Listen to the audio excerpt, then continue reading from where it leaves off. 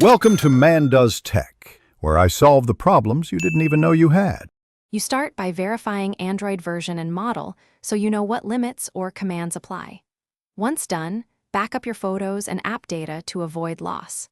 Next, enable developer options and turn on USB debugging. This allows you to use ADB commands. Make sure your PC has ADB installed and the device is authorized. You're now ready to inspect file system usage and run corrective tools. Keep the cable connected and trust this computer when prompted. You'll diagnose the inode and storage situation by running ADB shell commands like dfi and dfh to compare inodes versus bytes. Once you see which partition is inode-starved, inspect common culprits such as app caches, media thumbnails, or log directories. Use targeted deletions and batch shell loops to remove millions of tiny files efficiently.